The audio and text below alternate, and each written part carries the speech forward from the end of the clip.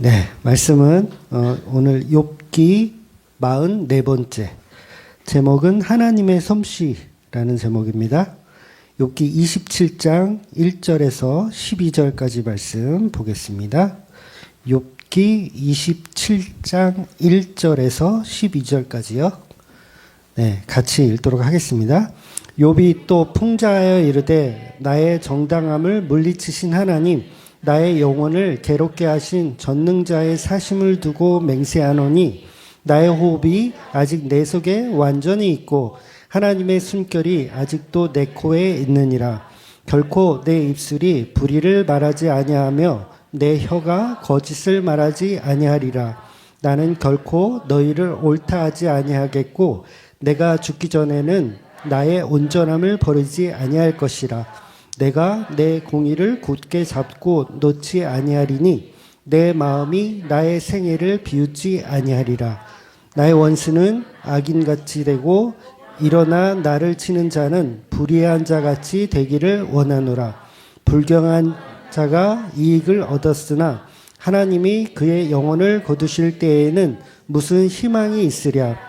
환난이 그에게 닥칠 때에 하나님이 어찌 그의 부르짖음을 들으시랴. 어찌 젖는 자를 기뻐하겠느냐. 항상 하나님께 부르짖겠느냐. 하나님의 솜씨를 내가 너희에게 가르치실 것이요 전능자에게 있는 것을 내가 숨기지 아니하리라. 너희가 다 이것을 보았거늘 어찌하여 그토록 무익한 사람이 되었는고. 아멘. 여러분, 우리 몸에 생겨나는 어떤 통증이라는 자극과 쾌감이라는 자극이 있어요. 그죠? 쾌감이라는 자극. 어떤 차이가 있을까요? 어디를 어떻게 누가 긁어주느냐. 그렇지 않아요? 통증과 쾌감. 어디를 어떻게 누가 긁어주느냐에 따라서 통증이 되기도 하고 쾌락이 되기도 하더라는 거예요. 그러니까 보통 이제 남성들은 평소에 이제 하지 않던 그 헬스 운동을 하게 되면 이제 운동을 막 안 하다가 막 했어요. 그러면 한 2, 3일 동안 근육통이 생겨요. 예, 아리배겼다 그러죠. 이제 근육통이 생겨요. 그러니까 갑자기 이제 근육이 수축과 이완을 이렇게 반복하면서 근섬유가 이 신체에 있는 근섬유가 미세하게 찢어진대요. 이렇게 상처가 나는 거죠. 이에 따라 염증 반응이 발생하면서 통증이 생긴다고 하더라고요. 그런데 이 미세한 이 통증은 손상은 근육을 더욱더 강하게 만들어낸다고 합니다. 그러니까 탄력이 생기며 더 크고 우람한 그런 근육으로 바뀌어진다는 거죠. 그런 과정이라는 거예요. 그런데 흥미로운 것은 뭐냐면 많은 사람들이 이런 통증을 이렇게 헬스를 하면서 통증을 느끼는데 아리배기고 막 이런 건 통증을 느끼는데 이걸 또 쾌감으로 생각을 해요. 쾌감. 그래서 뇌에서 이 통증이 발생하면 이 엔돌핀이라는 게 생긴대요. 이렇게 운동을 하면 엔돌핀이 생겨서 천연 진통제죠. 그러니까 진통제가 와서 몸이 아픈 줄도 모르는 거예요. 그래서 엔돌핀이 있으면 이 통증은 사라지고 이제 뭐가 느껴져요? 쾌감이 이제 느껴지는 거예요. 그래서 사람들은 운동 후에 찾아오는 근육통이 있지만 오히려 내가 열심히 운동해서 생기는 거야 라고 하면서 어떤 그 증거로서 기분이 오히려 좋아지는 역할을 한다는 거죠. 그래서 일종의 이제 성취감 그런 것과 연결을 해가지고 나의 노력과 성과가 시각적으로 또는 이 육체적으로 이렇게 통증으로 표현되어지는 것을 오히려 즐긴다고 하잖아요. 그래서 그 남자분들 왜 헬스에 중독되는 사람들도 있어요. 운동에 중독. 유명 연예인 그 김종국인가 뭐 그런 얘기도 있더라고요. 그러니까 헬스를 많이 해서 몸을 멋지게 만드는 그 몸은 우리가 겉보기에는 그냥 멋있지만 사실은 뭐의 결과물이에요? 통증의 결과물이라는 거예요. 통증의 결과물. 그래서 우리 처남이요. 우리 처남이 그 헬스 트레이너 출신이에요. 그래서 몸을 보면 완전 헐크예요. 헬스 트레이너 출신이라 몸을 보면 헐크야. 물론 지금은 헬스 트레이너 일을 하지 않지만 저는 늘 우리 천안 보면 안쓰럽더라고요. 몸은 저보다 2배거든요. 이 근육질의 이 2배인데 저는 안쓰러워요. 아니 그 무거운 걸 왜 그렇게 들었다 놨다 들었다 놨다 고통을 주냐고요. 안 그래요? 왜 이렇게 고통을 주냐. 그냥 운동도 적당히 해라. 늘 그렇게 얘기하는데, 뭐 지금은 이제 취미로 그냥 이렇게 하는데, 지금도 운동을 빼먹지 않고 항상 헬스를 하더라고요. 그러니까 이 통증은 우리 몸을 변화시켜서 어떤 변화를 통해서 건강한 몸으로 갈 수 있는 하나의 과정으로 확신을 갖게 한다는 거죠. 그래서 피부도 보면 피부의 경우도 뭐가 생겼어. 벌레가 물었거나 아니면 뾰루지인가 뽀드락지가 뭐 이런 게 났어. 그럼 어떻게 해요? 손톱으로 벗고 긁죠. 그러니까 통증을 통증으로 해소하려는 습성이 있는 거죠. 그래서 자극을 자극으로 대처하는. 그래서 벌레 물려서 상처 난 것보다 오히려 손톱으로 긁어서 상처가 더 커지는 경우가 있죠. 그런데도 긁을 수밖에 없어요. 왜냐하면 쾌락을 느낄 수 있거든요. 못 긁게 해보세요. 쾌락을 느낄 수 없어. 간지러울 때는 어떻게 해요? 벅벅 긁어요. 자극을 주면서 쾌락을 느끼는 거. 즉 통증과 쾌락은 사실 같은 거라는 거예요. 같은 거. 하나의 과정이 똑같다라는 거죠. 과정이 똑같다는 거.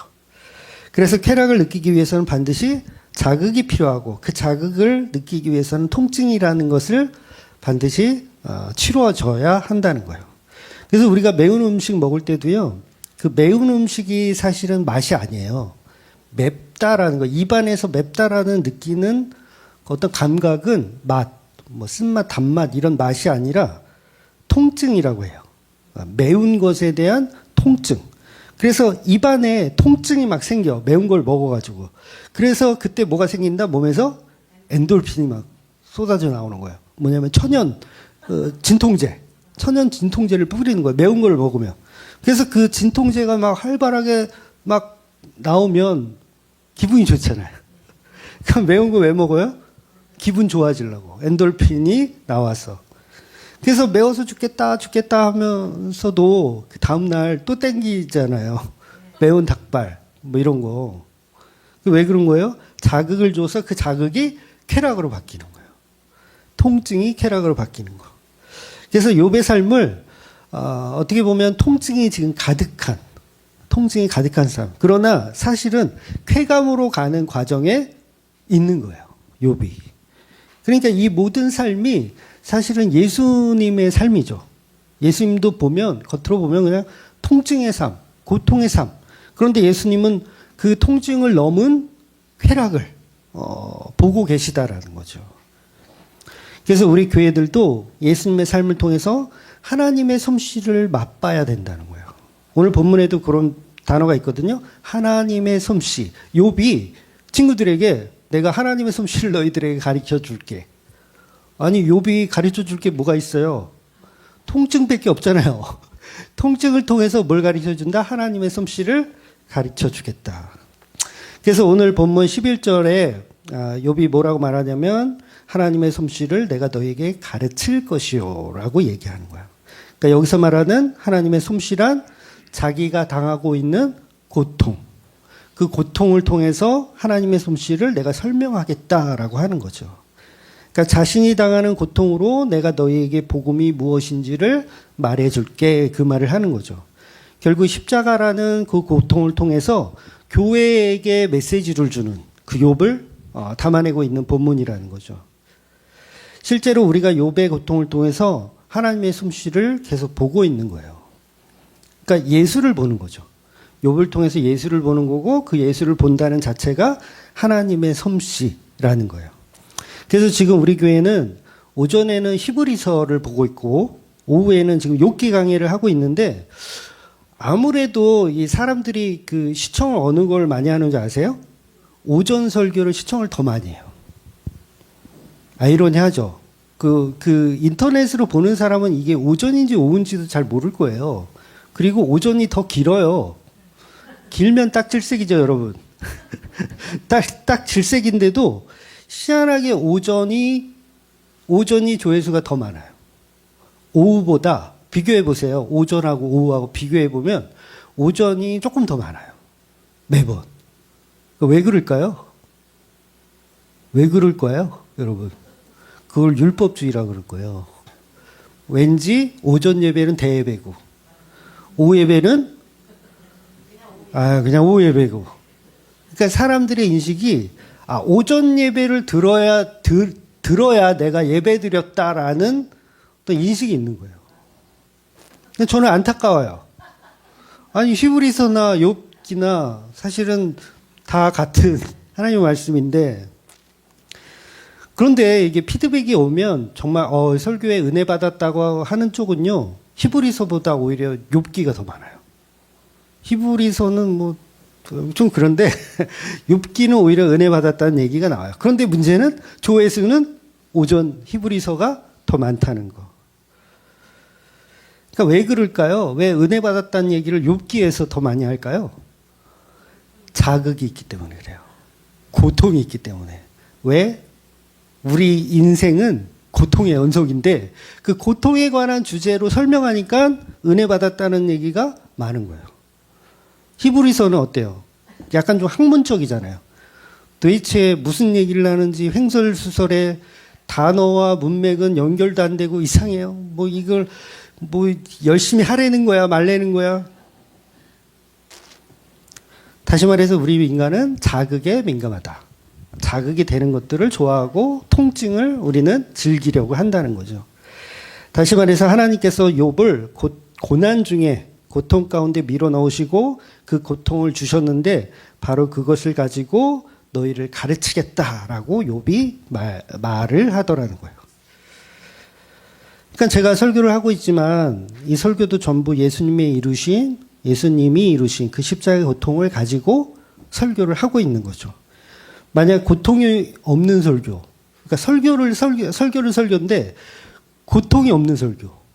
그러니까 지금 한국교회에 고통이 없는 설교가 넘쳐나고 있어요. 고통이 없어. 오직 쾌락만 있는 이야기. 복을 받는 이야기. 이런 건 다 고통이 없잖아요. 다 좋잖아요. 그러니까 헬스장 가서 운동하면 반드시 근육통이 생겨야 하는데 근육통이 없는 헬스장을 다녀.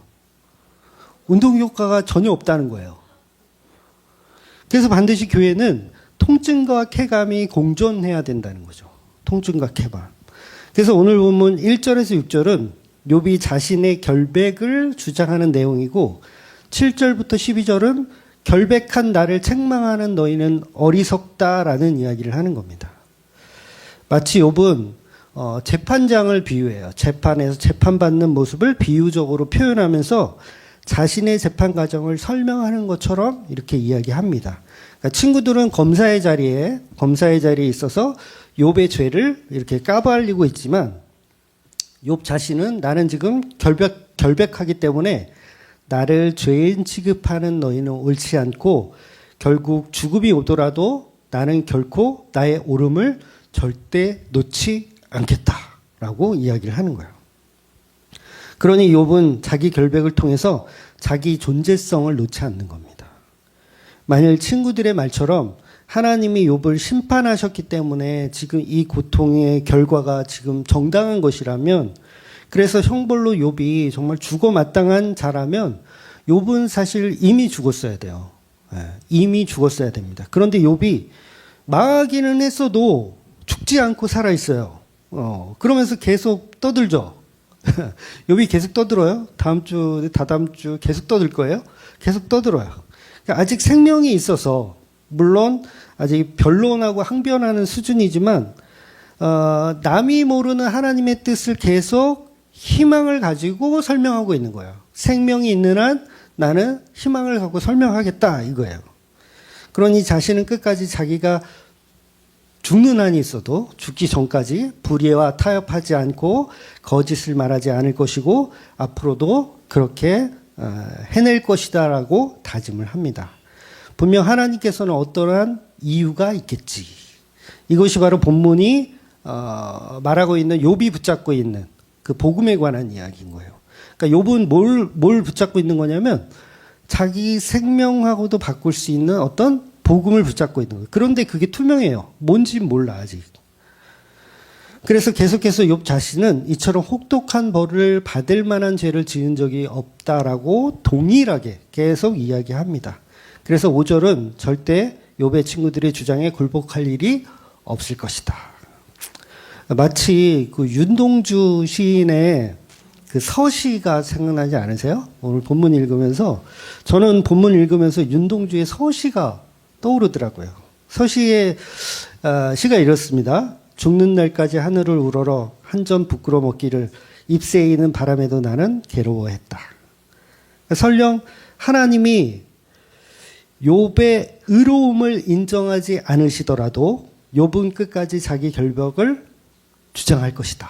마치 윤동주의 서시처럼 결백을 주장할 것이다. 그러니까 이 모습이 십자가에 죽으시는 예수님의 모습이에요. 사실은 욥이 예수님을 그대로 예표하고 있는 거예요. 예수님이 십자가에서 이런 가상치료를 하시거든요. 뭘 하시냐면 내가 목마르다. 내가 목마르다. 여러분 이게 이 목마르다라는 이 말의 의미가 이게 굉장히 중요한데 왜 중요하냐면 자신은 죄가 없다라는 거예요. 여러분 죽어 마땅한 죄인이 십자가에 달려서 죽고 있다면 목마르다라는 말을 해서는 안 됩니다. 그러니까 뭐예요? 자기 목마르니까 물 다오 이 얘기잖아요. 죄인은 그런 말을 할 수가 없어요. 근데 예수님은 목이 마르다라고 얘기하시는 거예요. 그건 뭐예요? 욥이 갖고 있는 그 당당함, 그 얘기를 하는 거죠.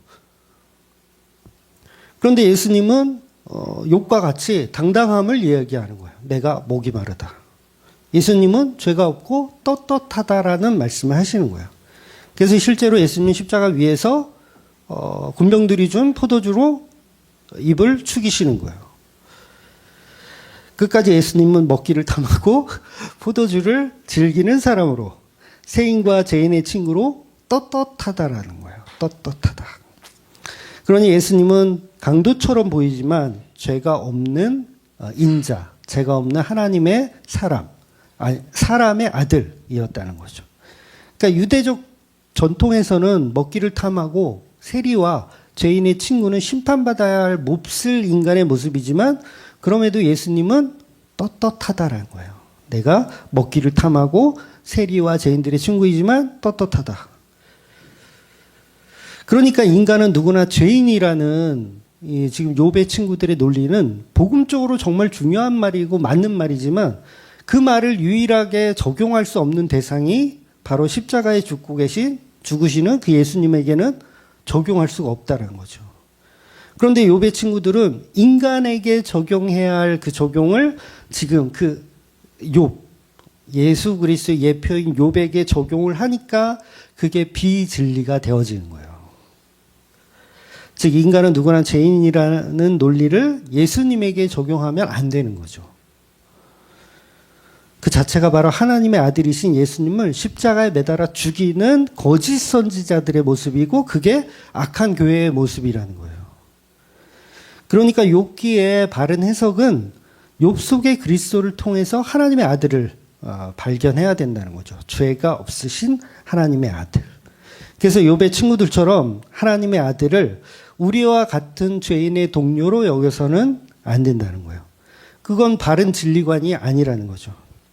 그러니까 이런 논리가 사실은 바리새인들의 논리였고 타락한 제사장들의 논리였습니다.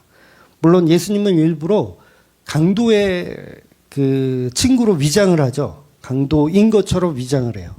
그래서 제자들에게도 칼을 준비하게 하고 마치 강도라서 강도로 오해받아서 십자가에 매달려 죽는 그런 모습으로 보이지만 실제로 예수님은 죄가 없다는 거죠.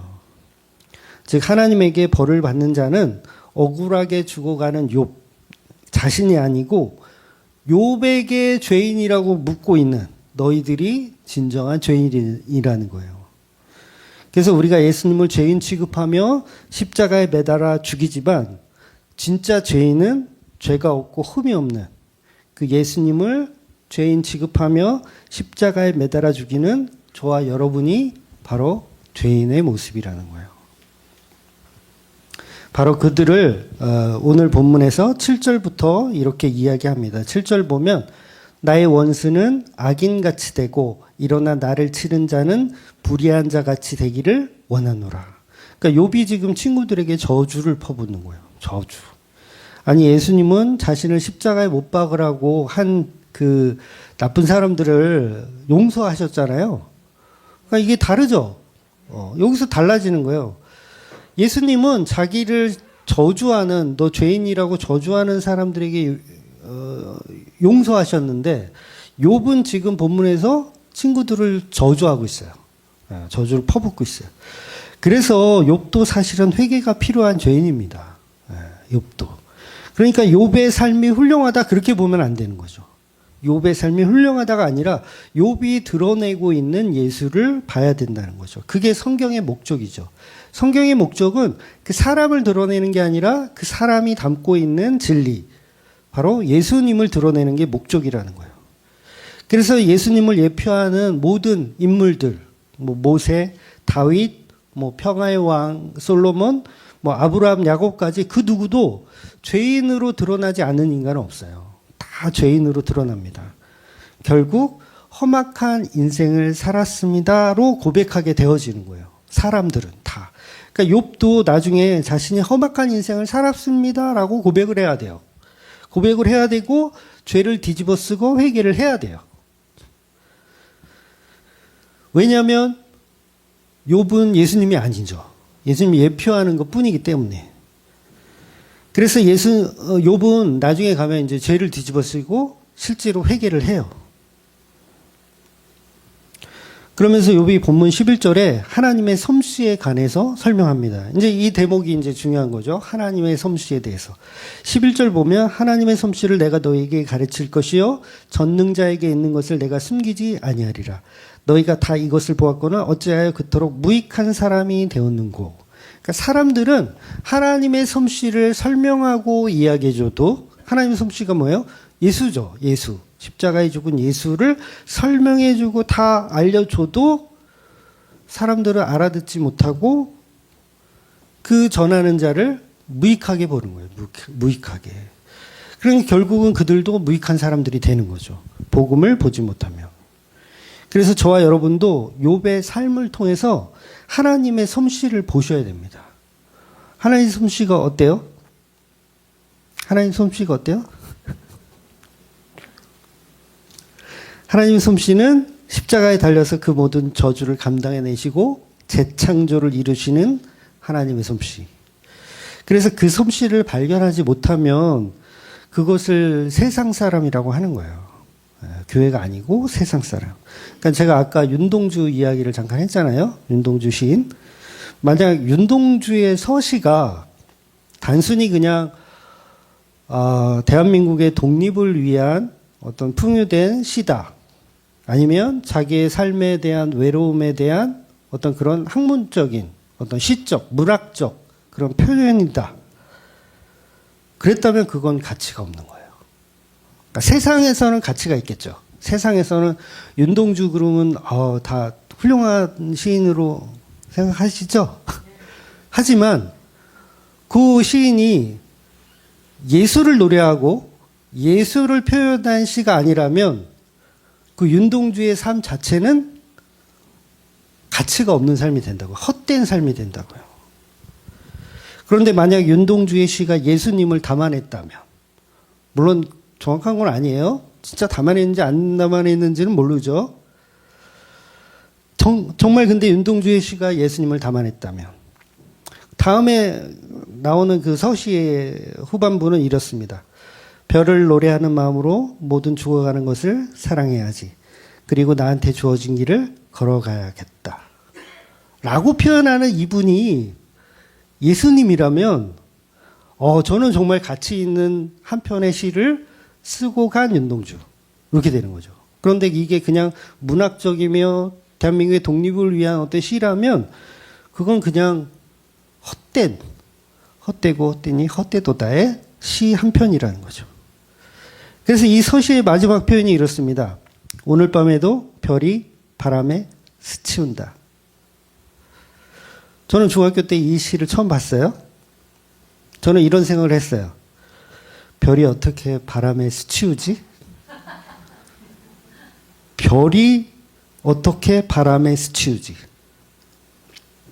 별똥별을 지나가는 거를 어떤 시각적으로 이렇게 표현한 건가? 그런데 윤동주의 다른 시들을 보면 늘 자신의 외로움과 함께 했던 거를 별로 표현했더라고요. 자신이 외로움. 그래서 별 해는 밤. 다 아시죠? 모르는 표정이에요. 별 해는 밤이라는 시를 보면 이런 대목이 있어요. 별은 추억이며 사랑이며 쓸쓸함이며 동경이며 시이며 어머니. 그렇다면 저와 여러분에게 느껴야 할 별은 뭘까요? 네, 당연히 예수님이어야 한다는 거예요. 여러분은 별을 노래하는 마음으로 사십니까? 대한민국을 위해서 데모들은 그렇게 열심히들 나가더라고요. 한 주 동안 뉴스에 계속 모든 뉴스 방송이 전부 거기 윤석열 거기 잡으러 갔다가 실패했네요. 계속 나오더라고요. 거기에는 사람들이 다 집중하고 막 자기 인생을 걸어요. 그들의 별인 거예요, 그게. 윤동주의 별일 수도 있고 또 대한민국의 별일 수도 있어요. 그런데 그 별은 저와 여러분에게만큼은 예수 그리스도야 한다는 거죠. 그래서 욥의 삶을 예수로 보는 삶이어야 되고 저와 여러분의 삶도 예수를 발견할 수 있는 삶이어야 된다는 거예요. 그러니까 별 해는 밤을 다시 재해석을 한다면 예수님의 추억과 예수님의 사랑과 예수님이 나의 어머니며 아빠이며 남편이 되는 것. 별 해는 밤을 사실은 이렇게 해석을 할 수 있도록 누가 썼다면 정말 시를 잘 쓰신 분이죠. 시인이죠. 그래서 저와 여러분의 삶도 마찬가지입니다. 예수를 헤아리고 예수를 셀 수 있는 그런 삶이 바로 하나님의 솜씨라는 거예요. 하나님의 솜씨. 하나님이 여러분에게 솜씨를 발휘해. 여러분의 인생이라는 솜씨를 이렇게 누가 발휘했다고요? 하나님이 발휘했어. 여러분은 하나의 그 요리라고 하면 저 비유가 그런가? 여러분이 요리예요. 그건 하나님이 그 한 사람 한 사람을 가지고 요리하시는 거예요. 솜씨를 발휘해. 그런데 그 솜씨가 창조주를 보고 예수 그리스도의 십자가를 보지 못하는 솜씨라면 아무런 가치가 없다라는 거죠. 세상의 모든 사람들은 다 하나님이 만드신 겁니다. 만들었어요. 그런데 그게 그 만든 피조물이 예수를 바라보지 못한다면, 예수를 알지 못한다면, 그 피조물은 어떻게 될까요? 죽 써서 개 주는 거예요. 죽 써서 개 주는 거. 그러니까 아무리 윤동주가 훌륭한 시인이라도 예수를 담아내지 못했다면 그런 쓸모없는 시가 되어진다는 거죠. 그래서 하나님의 솜씨는 우리를 통해서 십자가를 재발견하고 천지를 창조하시고 구원의 섭리를 통해서 은혜를 베푸시는 하나님. 그래서 우리는 하나님의 피조물임을 늘 잊어서는 안 된다는 거예요. 그러니까 본문이 굉장히 고통을 이야기하고 막 사람의 몰골이 아니잖아요. 그런데 하나님의 솜씨가 있어요. 무슨 솜씨가 있냐면 그 욥을 통해서 그 고통을 통해서 쾌락을 주고 그 쾌락은 곧 예수 그리스도라는 결말을 주기 위한 거예요. 그래서 피조물은 예수님을 믿고 그와 연합하는 십자가의 자리에 있는 거. 그래서 고통이 쾌락으로 바뀌는 거죠. 여러분 십자가가 쾌락이었어요. 약간 또라이 같은 발언인 것 같은데 십자가는 쾌락이래요. 십자가는 쾌락.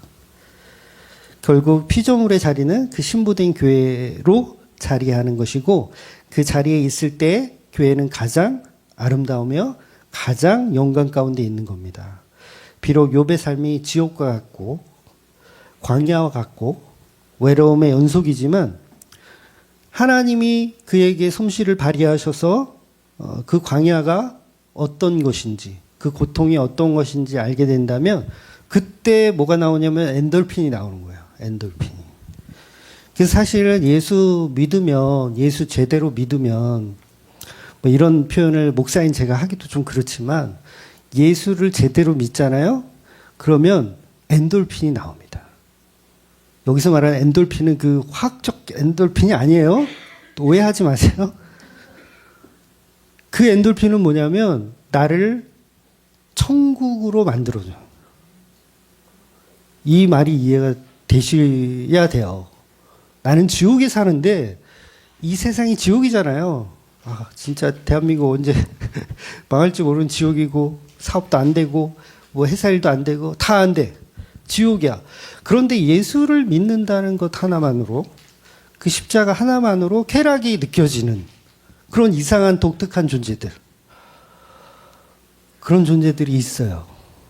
그런 존재들을 교회라고 하는 거예요. 그러니까 욥은 그 과정을 지금 겪고 있는 것이고 저와 여러분도 사실은 그 과정 속에 있는 겁니다. 그래서 불평이 나올 수가 없어요. 왜? 쾌락이니까. 똑같은 자극인데 누구한테는 그게 통증인데 누구한테는 그게 통증을 넘어선 쾌락이야. 쾌락. 그래서 십자가의 은혜와 사랑이 나를 춤추게 하고 기뻐하고 정말 흥분되게. 아, 이게 19금 설교를 한번 해야 되겠는데. 그래서 그런 욥 안에 들어있는 하나님의 솜씨를 날마다 체험하고 느끼는 저와 여러분이 되시기를 주의 이름으로 축원드리겠습니다. 아멘. 기도하겠습니다.